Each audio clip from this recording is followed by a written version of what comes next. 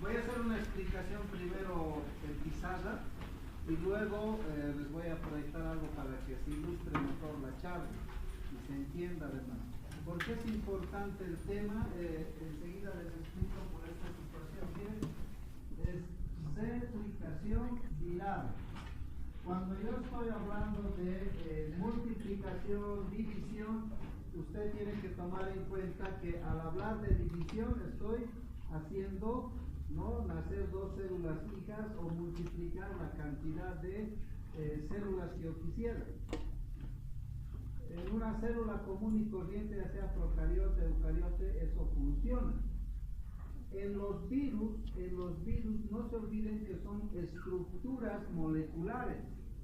Entonces, al ser estructuras moleculares, los virus tienen una serie de secuencias enzimáticas que de pronto le ayudan pues a replicar la cantidad de moléculas utilizando todo el arsenal de reconocimiento y transcripción que tienen las células que son infectadas. Me explico de nuevamente, que cuando ingresa un virus a una célula, utiliza todos los organelos que usted y yo tenemos en esas células, de tal manera que esas células, con los ribosomas, con el aparato de Golgi, el retículo endoplásmico rugoso, todo lo que está inserto dentro del núcleo y en el citoplasma, son organelos que están a servicio de los virus y por tanto replican, sacan copias de todo lo que conforma una estructura viral.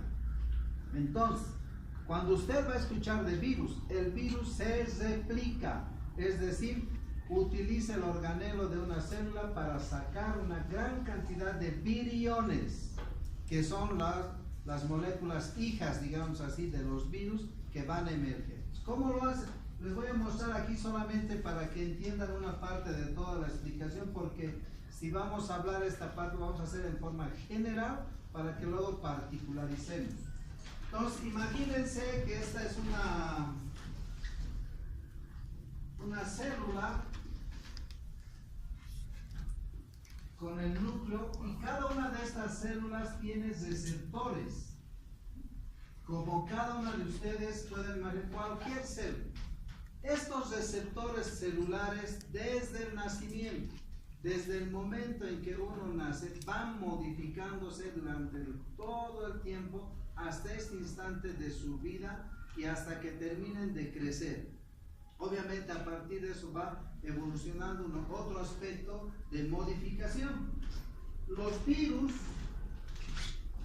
tienen un DNA, pueden tener RNA, eso han debido ver en la anterior clase, tienen una cápside y tienen una envoltura. Y esta envoltura generalmente tiene espículas que ustedes van a observar que además tienen glucoproteínas, es decir, lipoproteínas, dependiendo de las características de los virus. No se olviden que hay virus que tienen DNA y existen virus que solamente tienen una secuencia con RNA. La mayoría de los virus con DNA tienen capacidad de interactuar con células dependiendo de la edad. Entonces, estos virus, conjuntamente su envoltura, buscan receptores para que puedan ingresar exactamente hacia las células.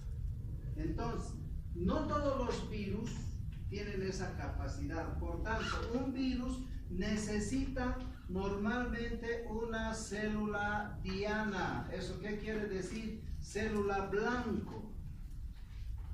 Hay muchos ejemplos como el virus del VIH, el más común.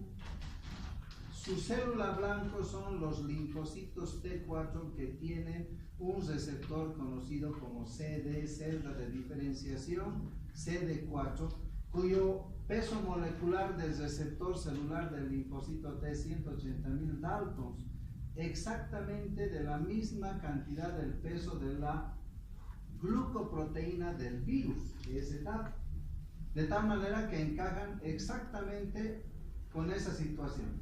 Hay otros elementos celulares como los monocitos, particularmente los que ya maduraron a macrófagos, que también tienen ese receptor, es decir, CD4, al cual ingresan los virus.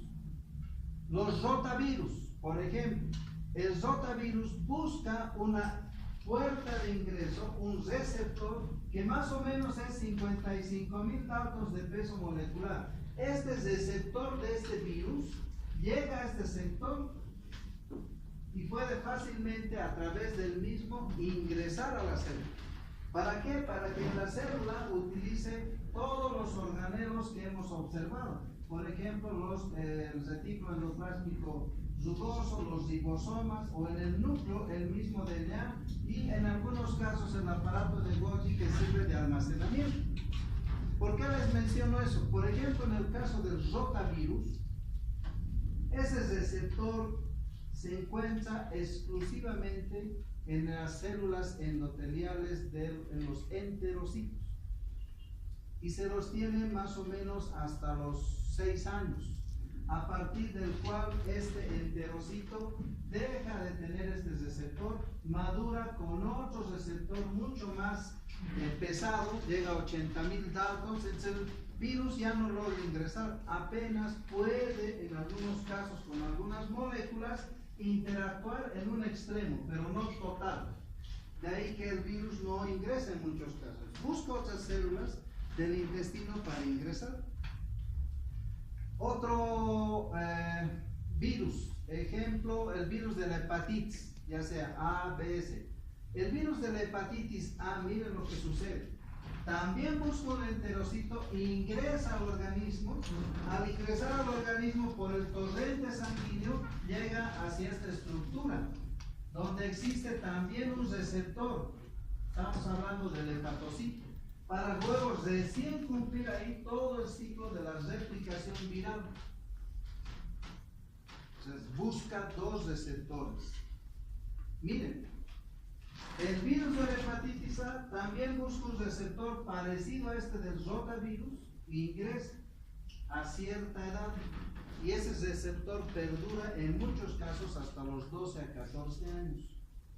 Lo mismo que el anterior virus. Y luego se replica en el hepatocito. ¿Por qué le estoy mencionando esto?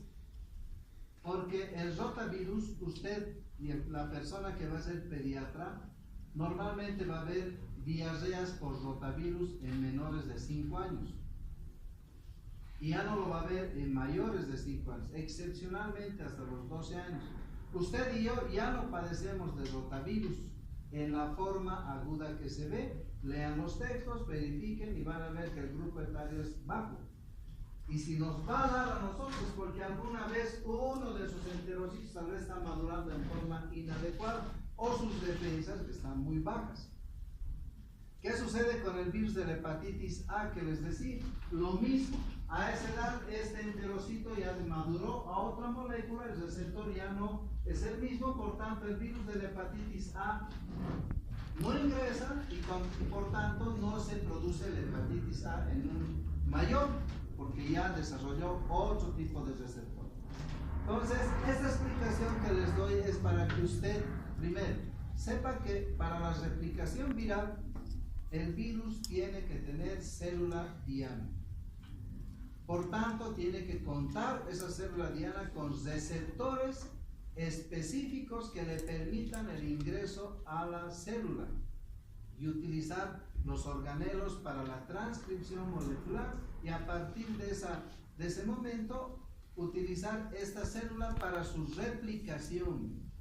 ¿Está bien? Para su replicación.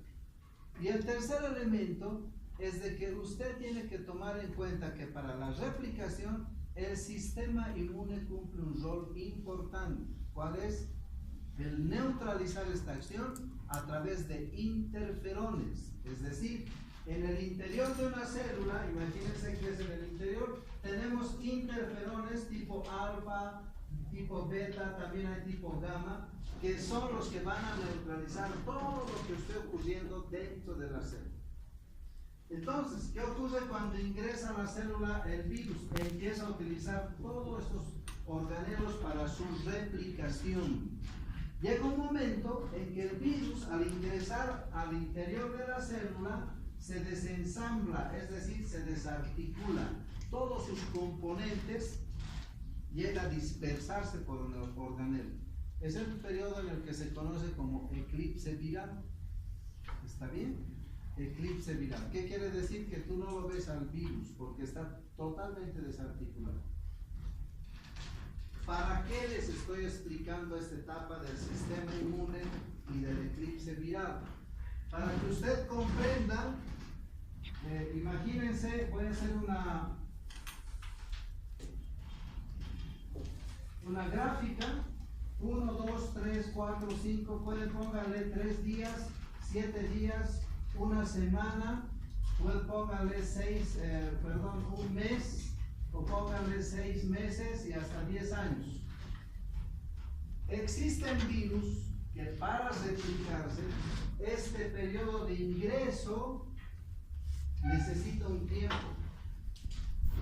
Entonces, hay virus que requieren, dependiendo de la molécula, segundos, minutos, horas y días para replicar toda esa acción. Un ejemplo, deben haber escuchado el virus de la rabia, producido por el rhabdovirus. Y de pronto usted ha debido escuchar que la persona que no es tratada inmediatamente puede fallecer, porque después es incontrolable la replicación.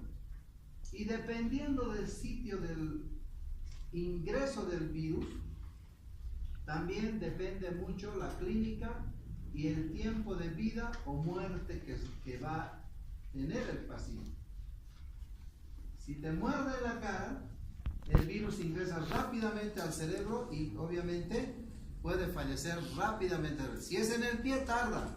¿Por qué? Porque los axones y todo lo que ustedes se imaginen en lo que es la célula nerviosa, pues tiene un tiempo de movimiento periplásmico que a su vez permite una replicación también lenta, inclusive hasta 2 a 14 años.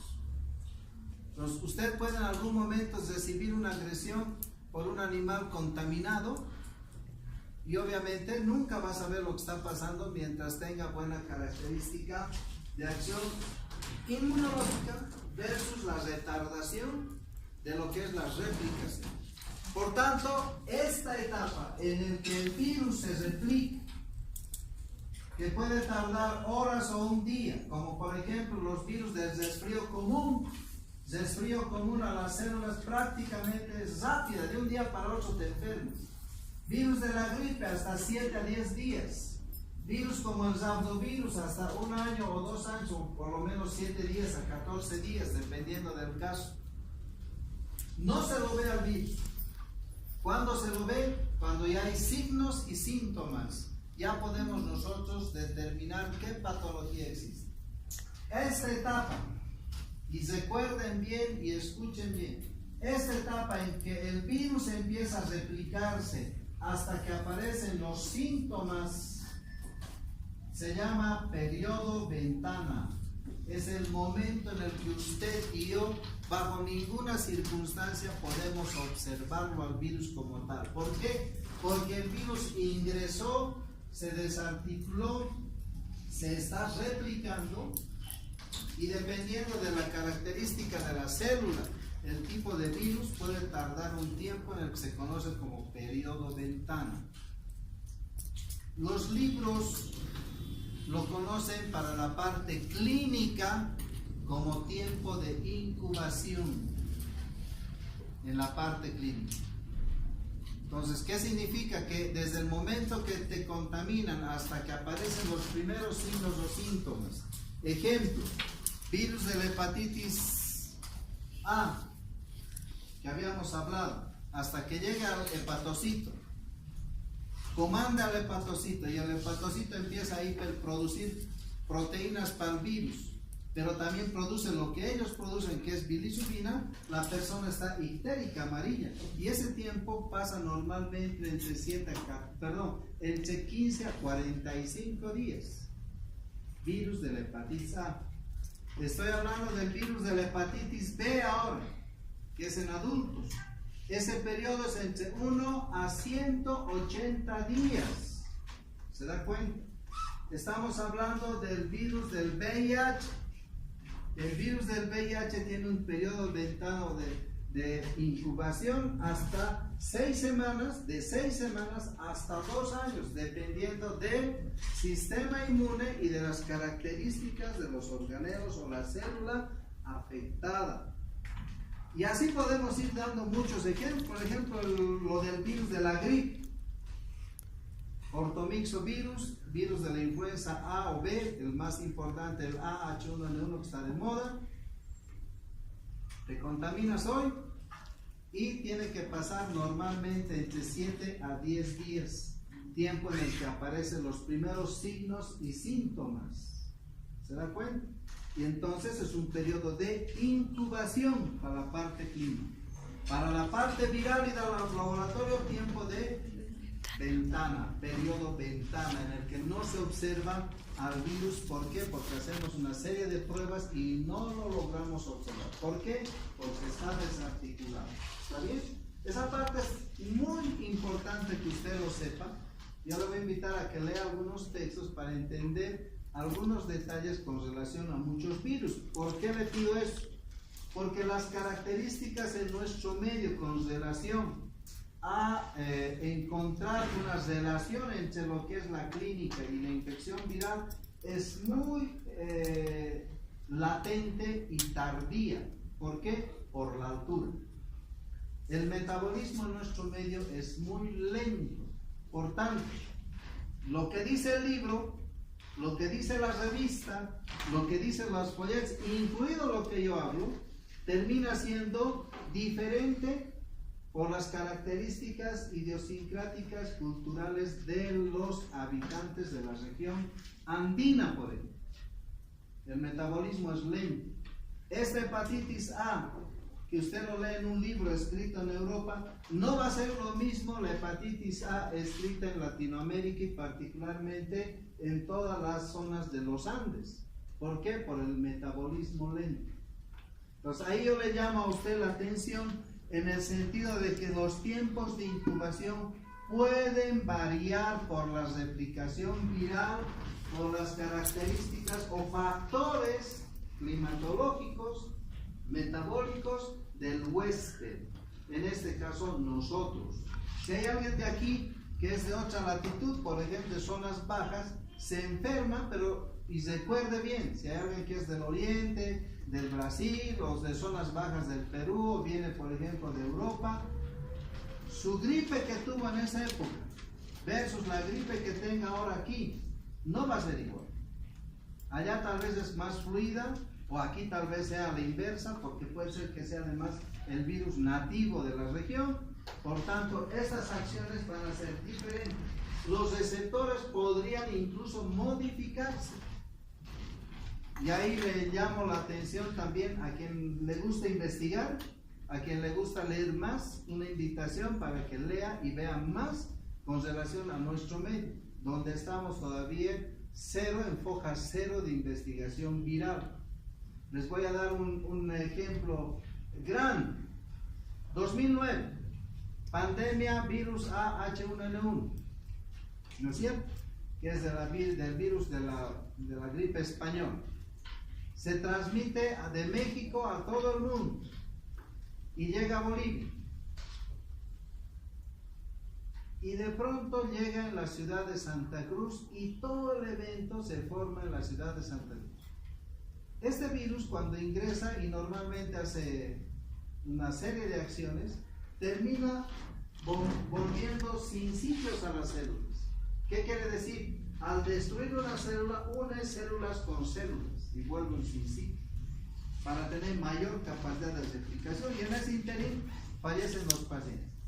La mayor mortalidad, ¿no?, de pacientes en nuestro medio está reportada en la ciudad de La Paz, pero no por muertes de nativos de la ciudad, todos son muertes importadas. ¿Por qué? Porque vinieron pacientes de zonas bajas por el sistema tecnológico, la mayor experiencia, pero murieron. Coincidentemente pareciera que murieron aquí en la altura. ¿Por qué? Porque se modificó un ambiente que favorece en muchos casos a los virus. Por eso les doy este ejemplo, porque en nuestro medio no se ha hecho un estudio adecuado. ¿Por qué? Porque no tenemos tiempos de replicación, de incubación, todo lo que les digo, el periodo ventral propios de nosotros. ¿Se da cuenta? Entonces, incluso hasta los métodos de laboratorio se deberían modificar en la altura porque son comportamientos diferentes. Hace unas semanas usted escuchó que hay sarampión, ¿no es cierto? Un brote en la frontera con la República del Perú. Se hizo todo un escudo epidemiológico, ingresó el sarampión semanas antes. Ustedes y yo padecimos, si se acuerdan, despeños de gripe, casi mucha población, pero el virus tuvo otro comportamiento. Cuando se diagnosticó, el resto de las personas ya estaban pasando el evento por el sistema inmunológico. ¿Por qué? Porque el sistema inmunológico no se deprime cuando hay calor.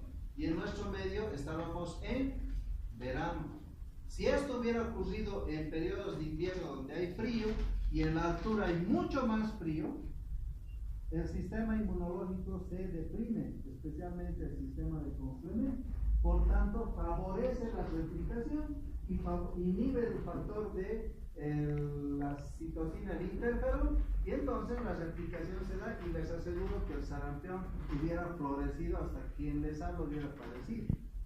¿Por qué? Porque existen eventos que uno no puede explicarse, pero en este caso, con relación a la altura, existe este punto aparte en el que yo les transmito, por si a alguien les gusta investigar y leer más, para que pueda sobre esa base tener una serie de juicios dependiendo de su especialidad con el que va a trabajar. Igualito va a haber en todas las especialidades los virus. Entonces, vuelvo a reiterar, célula con receptor, virus que busca una célula diana con su receptor, dependiendo de la edad, las características del receptor y la acción del sistema inmune versus los tiempos de incubación. ¿Está bien hasta ahí? Bueno, ahora les voy a ayudar con esto para ver las etapas de replicación, que ya va a ser mucho más fácil su entendimiento. Si puede, ¿qué se llama? Apagármelo la luz, por favor, para que no se prendió todo esto, ¿no? Ah, ya está.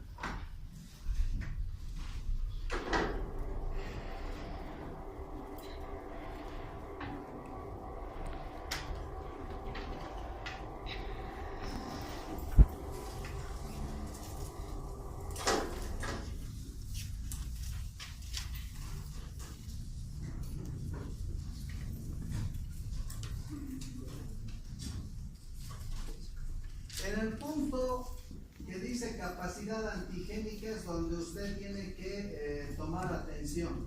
Estas son microfotografías electrónicas, la del extremo, y este otro solamente la de colores, es recreativo, para que usted entienda que cuando hablamos de virus, normalmente se sacan microfotografías por la microscopía electrónica. No es que los virus son de ese color, solo se hace para fines académicos. ¿Está bien? No existe una coloración en la que tú puedes ver como debe ser. Siempre son estas fotografías. Entonces, capacidad antigénica con relación a la hematura viral que usted no debe olvidarse. Primer detalle. También para hablar de replicación no debo olvidarme la morfología, la composición química, el modo de replicación que le vamos a explicar enseguida. Y obviamente todo lo relacionado a lo que es la taxonomía, que me imagino que en la clase ya les han dado. Lo que sí me tiene que, miren, y usted tiene que memorizar este tipo de esquemas, donde existe una gran variedad de envolturas. Por tanto, usted como yo, al final somos presa de estos microorganismos, y una célula, especialmente el linfocito T, imagínense, solo una célula del linfocito T tiene hasta el momento reconocido cerca a 100,000 sitios receptores, solo un linfocito. por tanto puede albergar en reacción con cualquiera de estos virus dependiendo de la envoltura. Y aquí puede ver usted, mire, una gran variedad de virus RNA y virus DNA, ¿no? DNA y RNA. ¿Por qué? Porque el DNA es el núcleo, tiene las dos hebras y aquí solamente tenemos una sola hebra. Ya puede ser en sentido positivo o negativo, que ya se les va a explicar. Y esto es lo que nos interesa. Estas son las etapas de la replicación. ¿Está bien? Absorción, penetración, denudación, eclipse viral que les había mencionado, la replicación. Aquí en esta parte de maduración también se habla de ensamble, donde tiene que ensamblarse toda la estructura viral. Y entonces usted debe saber y tiene que conocer que cuando yo estoy hablando de absorción es la capacidad que tiene este receptor de la membrana celular con el virus. Entonces hay infinidad de receptores. Lo que aquí usted tiene que aprender es el tipo de envoltura. Por ejemplo, el virus de la gripe AH1N1 o el ortomixovirus, virus de la influenza A, B y C. El A y el B es más en humanos, el C en animales.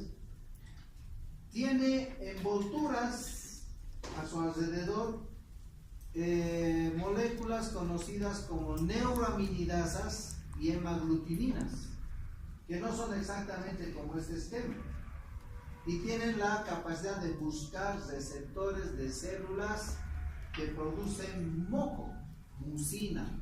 ¿Cuáles son esas células? ¿Qué célula produce mucina?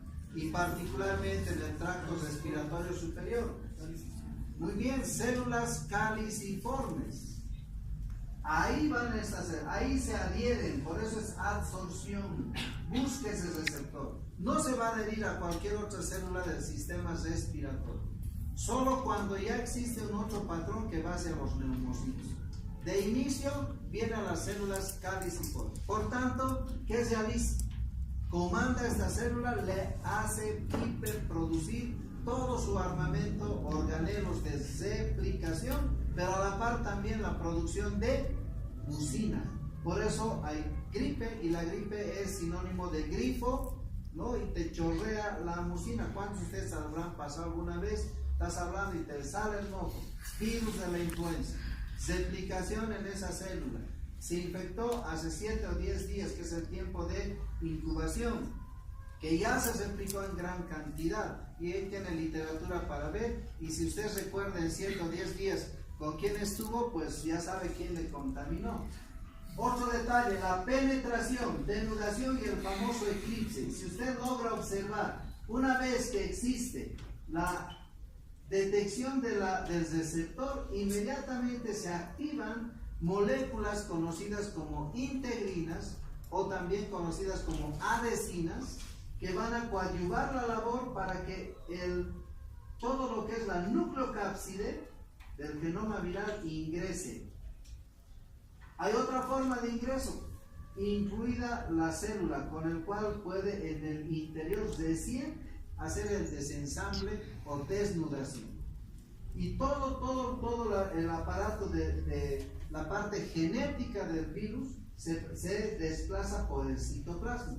Ese periodo, adhesión, penetración y denudación, puede tardar entre segundos a días, dependiendo de los virus. Hemos dado segundos, podríamos hablar de los virus del resfrío común. Resfrío común, ahí estoy hablando del rinovirus, por ejemplo. Adenovirus. Dame en su cumpleaños, creo que arregló los mariachis, o el resto del curso. Porque estaba lleno, ¿no? Antes o hay examen. Nada, porque ahora estaba casi vacío. Rinovirus, adenovirus, si usted se destapa hoy de una fiesta acalorada y tiene el resfrío, bajan las defensas y los virus que normalmente están rotando, al día siguiente aparece con una sensación de malestar general. Esos virus provocan. a otro virus, hay una mordedura. Normalmente el virus de la rabia tiene su albergue en las fauces de los murciélagos, en nuestro medio hay bastante, no el perrito, lamentablemente le echan la culpa, también es una víctima más. Entonces, sin embargo, es el que más vive con el ser humano, por tanto, puede contaminarte, puede pasar 7 a 10 días hasta 14 días este periodo de incubación para recién aparecer los síntomas. En esa etapa yo no puedo verle al virus porque está totalmente desarticulado. Entonces la replicación, como dice aquí en el cuadro, puede producirse en el núcleo. De hecho, los virus que contienen DNA se replican en el núcleo del huésped, y los que tienen RNA en el citoplasma. ¿Por qué? Porque el RNA tiene que sacar una copia para hacer un buen trabajo de transcripción con los ribosomas. En cambio el DNA ya no, directamente utiliza el arsenal enzimático de lo que tiene todo el núcleo. Entonces, en algunos casos, esta es la norma, pero sin embargo hay algunas excepciones, como dice aquí, el virus que tiene DNA en el citoplasma al revés, ¿no es cierto? Y otros RNAs en el núcleo. Es por eso que algunos virus, por ejemplo, como el RNA del VIH, al ingresar al núcleo, se lleva consigo una parte del genoma del huésped. En otras palabras, de su linfocito del huésped se lleva una parte.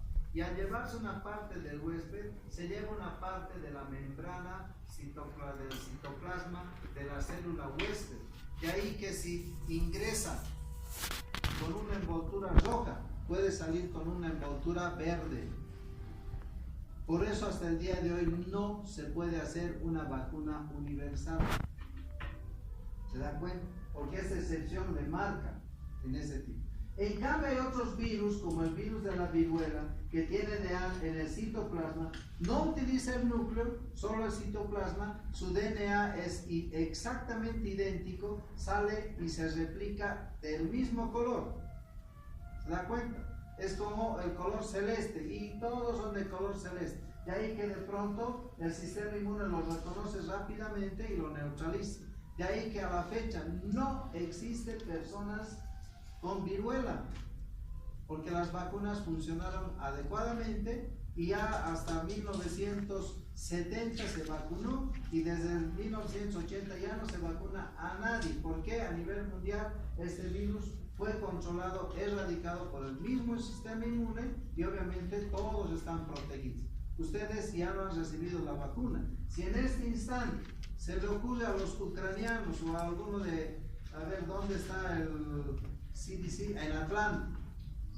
No falta algún loco científico, saca ese virus, ¿no? Y lo desparrama por el universo, con seguridad que las muertes pueden ser en gran cantidad. Y desde ya los que no fueron vacunados, ¿no?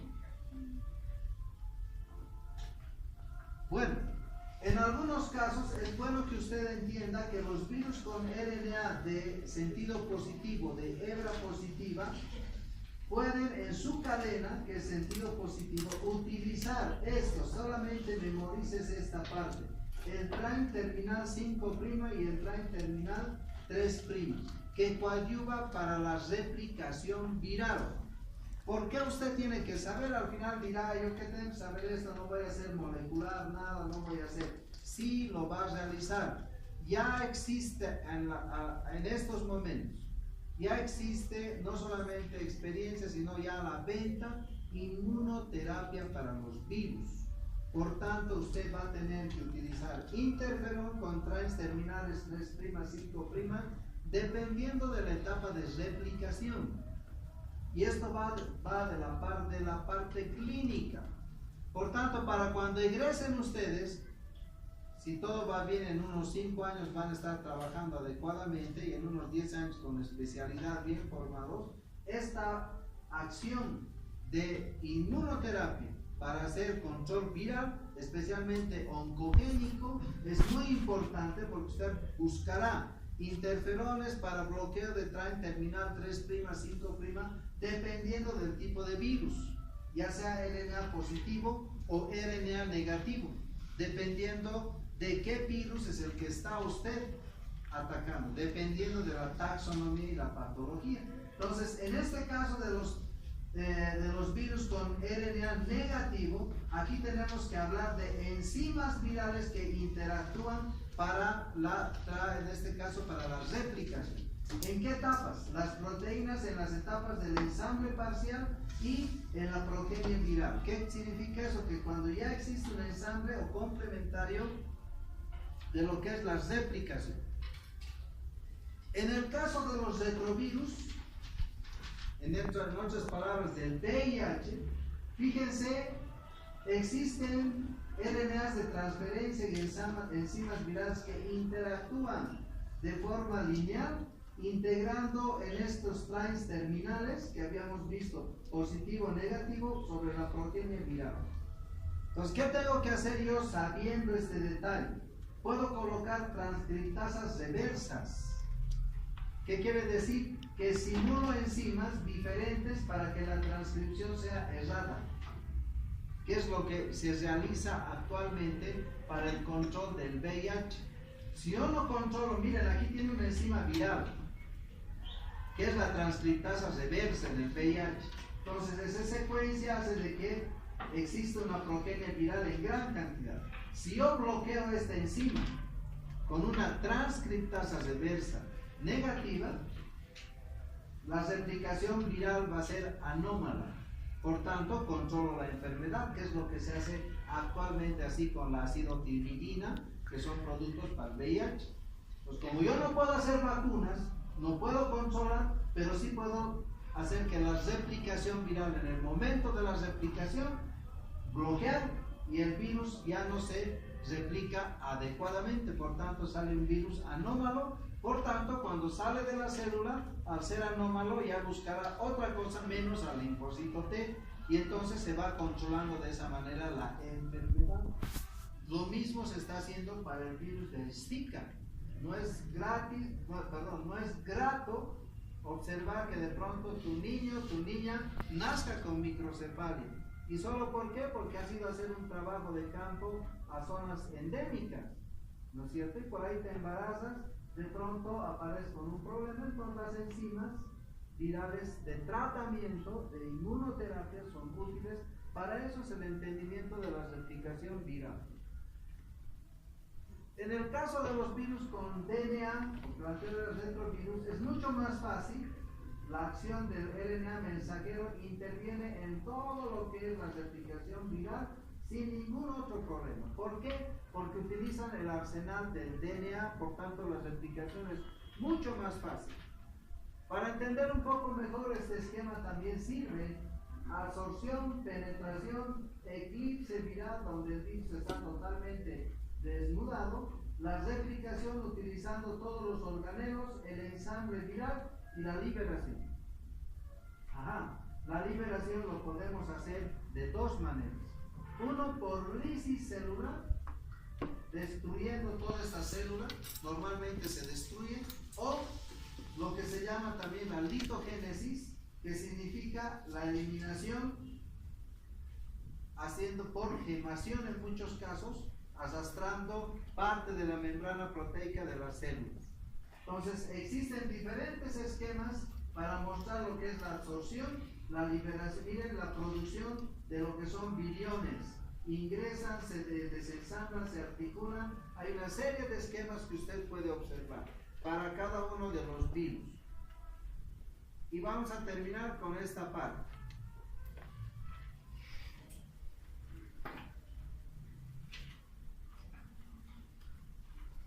Esta replicación viral, la replicación viral es muy importante para la patogenia, es decir, la producción de enfermedad en el huésped. Un día les voy a dar un ejemplo de un colega. Estamos trabajando en la parte serológica para transfusión de sangre.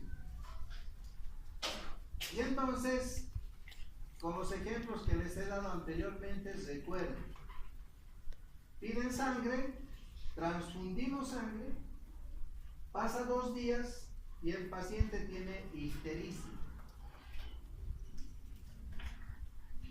Y claro, el médico que de pronto se ha debido olvidar pasar esta clase, o tal vez en su época no había libros de biología, y dice, bueno, le han transfundido, ahora tiene ictericia, por tanto mi paciente tiene hepatitis, porque la ictericia es cuando uno se vuelve amarillo. Y es lógico, ¿no? Le han puesto sangre, le han transfundido hepatitis. A ello se suma que el jefe de servicio viene y dice, y le llaman del servicio, mira, han transfundido sangre, tiene hepatitis. Viene 3, 4 días después a llamar la atención al laboratorio, ustedes no han hecho bien el tamizaje, que han transfundido sangre con virus de la hepatitis B. Y nos llama la atención. Cuando tú sabes el trabajo, no tienes por qué asustarte. Cuando tú sabes replicación, sabes tiempos de incubación, no tienes por qué asustarte. Y ahí se levanta una técnica y dice de pronto, doctor, ¿usted qué ha dicho por nosotros? Que sí tienen la culpa, ustedes han transfundido sin hacer bien el tamizaje. Es decir, encima no defendió, sino cuestionó al personal. Y ahí nos dimos cuenta que el jefe tampoco sabía lo que está pasando. ¿Por qué? Porque para una hepatitis A, ¿cuántos días hemos dicho? Así venga transfusión sanguínea hasta 45 días. Transfusión por hepatitis B, 180 días. O sea, no puede aparecer a las 3, 4 días, porque si tú conoces toda esa etapa de lo que es la replicación y la patogenia, te ayuda bastante. ¿Para qué? Inclusive para auditorías médicas. Entonces uno se ríe cuando de pronto un connotado médico te viene con ese comentario. ¿Por qué? Demuestras que no sabe parte de lo que es la medicina. Y usted no puede obviar esas cosas. Por eso la replicación viral es importante. Es más, miren lo que sucede. Una pareja, una familia, bueno, haremos pareja nomás, varón o mujer. De pronto, la dama tiene anticuerpos y virus para el VIH con títulos altos. Y el varón, la pareja, tiene títulos bajos, muy bajos. ¿Qué denota? Traición. Que el caballero más bien fue contaminado, ¿no es cierto? Por los títulos, podría ser, pero aquí viene el sistema inmune. A veces no todos somos iguales, hay personas que son más sensibles. Entonces aquí ¿qué prima? Tiempos de incubación, carga viral y además la cantidad de linfocitos afectados. Entonces hay métodos que nos permiten determinar tiempos de replicación. ¿Se da cuenta? En algunos casos a veces motivo hasta de problemas de auditoría médica si no conoces replicación. Por eso usted cuando esté escuchando de una viremia, una infección por virus, siempre analice tiempo de incubación, replicación. Por tanto usted va a tener mejor, una mejor acción de lo que es un tratamiento viral. Miren otro detalle con el que hay que tomar en cuenta el por qué tiene que saber replicación viral. De pronto, los virus llaman, cuando estamos hablando, llaman a la quimiotaxis células, ¿sí o no? Quimiotaxis es llamar mayor cantidad de células, ¿sí o no? No hemos hablado aquí de células. Los virus no albergan células fagocíticas en gran cantidad. Por tanto, cuando hay una virosis, no existe pus, para que se entienda. No hay secreción mucopurulenta, siempre hay secreción serosa, como el ejemplo del moco, porque los virus no te llaman a células fagocíticas en gran cantidad. El sistema inmune sí llama para recoger y replicar, pero el virus no. Cuando tú tienes una virosis, ves que en esas infecciones, así sean úlceras, no hay pus, para que se entienda, esos virus. y muchos de ellos en replicación. ¿Se da cuenta? ¿Y qué pasa? ¿Por qué les menciono esto? Ah, ¿tienes gripe? Sí. ¿No tienes esto? Ni siquiera preguntan si es transparente o no la mucosidad. Penicilina, antibióticos. Y si alguien recibió, al día siguiente están peor. ¿Por qué? Porque ese antibiótico sirve para activar mucho más la capacidad de replicación de las células.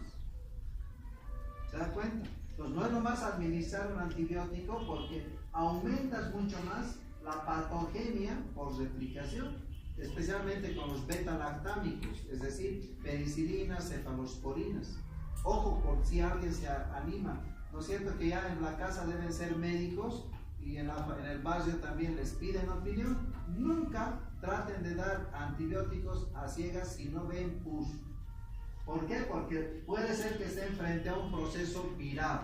Entonces, esa es la importancia de la replicación. Y del huésped, el estado inmune, su capacidad de respuesta, la edad, como habíamos mencionado en el caso del rotavirus.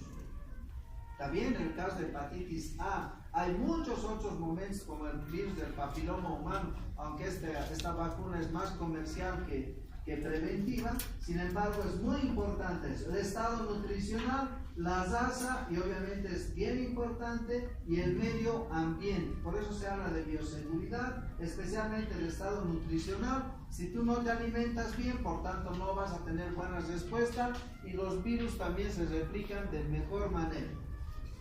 Y por último, los efectos celulares, miren, directos e indirectos.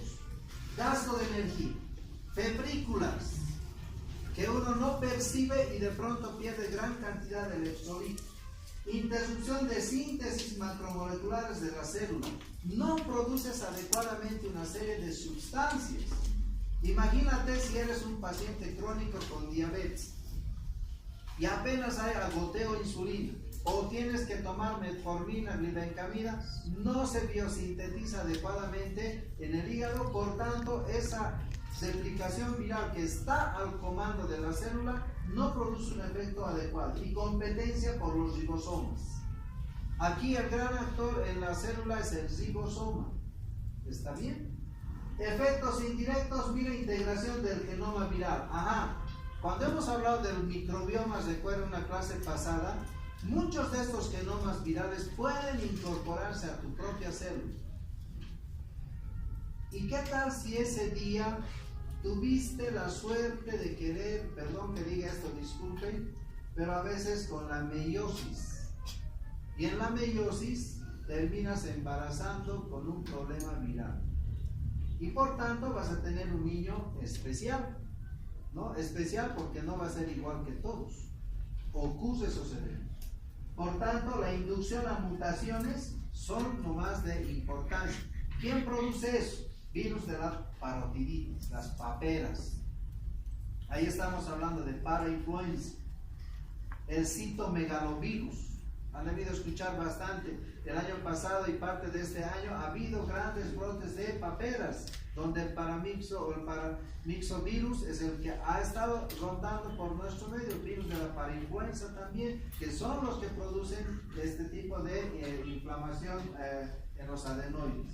Inflamación y respuesta inmune desde ya con gran gasto. Y si a ello haces dieta, no te gusta hierro, no comes carne, pues utiliza bastante hierro, pues va a ser un efecto indirecto nocivo. Bueno, y aquí hay algunos modelos, a ver si se logra ver, de lo que es una infección lítica. Esto es un bacteriófago. Es un virus que afecta a una bacteria. Y entonces han visto la secuencia de lo que es ingresar, introducir su genoma viral, ¿no? E inmediatamente utilizar todo lo que está en el citoplasma, el ribosoma bacteriano, que es más pequeño que el eucariótico, y se produce en gran cantidad los virus. Así de simple como la expresión que se tiene. ¿Está bien? Y en esta etapa lo que no debe olvidarse es la infección persistente. Estos son los virus, y en muchos casos hay infecciones persistentes. ¿Qué quiere decir? Que hay virus que se quedan en forma productiva y en forma latente. Ejemplo, el virus del herpes. ¿Quién de ustedes alguna vez no tuvo un herpes? ¿O ha visto un paciente o un familiar con herpes? El virus del herpes tiene un gen de inmortalidad. Se queda en su célula huésped y no lo hace absolutamente daño. Utiliza su armamento y tantas veces el sistema inmune está indefenso, sale inmediatamente. Y hay factores como el calor, el estrés, la inmunidad que hace que ese virus se libere. Pero si el sistema está controlado, el virus también. Y está de por vida, especialmente el herpes virus. Por eso usted, si ha padecido del famoso beso de araña, ¿qué dicen otro? Fuego, aftas o herpes, siempre es en el mismo sitio y no te deja huellas, ¿no es cierto? Por eso se llama beso de araña. Entonces, es un ejemplo de latente, de virus latente que tienen al huésped a su disposición. O los que producen acciones crónicas como el virus de la hepatitis B y el VIH, inmunodepresión, SIDA. Y el hepatitis B termina volviendo a la célula hepática en una célula cancerígena al cabo de 10 a 15 años. Y ahí están las cirrosis hepáticas y los hepatocarcinomas. Para entonces te olvidaste de con quién estuviste o quién te contaminó. Entonces son infecciones persistentes con replicación constante. ¿Está bien? Bueno, ahí vamos a quedar porque creo que ya estamos en hora, ¿no? Bueno, muchas gracias.